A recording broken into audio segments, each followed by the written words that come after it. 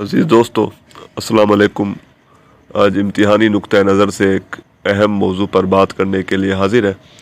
آج ہم مشہور افسانہ نگار انتظار حسین کے حوالے سے دیکھیں گے کہ ان پر کس قسم کے جو تفصیلی سوالات ہیں وہ امتحان میں پوچھے جا سکتے ہیں۔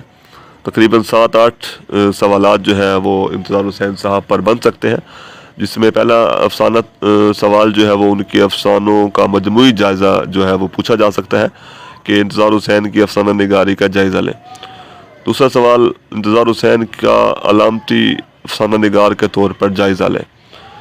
تیسرا سوال بن سکتا ہے ان کے مشہور افسانے زرد کتا کے حوالے سے کہ زرد کتا کی علامت انسانی فطرت کے کس پہلو کی نشاندہی کرتی ہے، بحث کریں۔ چوتھا سوال انتظار حسین کے افسانے آخری آدمی کا ناقدانہ جائزہ لیجیے۔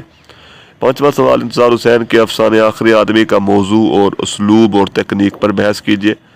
چھٹا سوال انتظار حسین کے افسانے گمشدہ ماضی کی بازیافتیں وضاحت کیجیے۔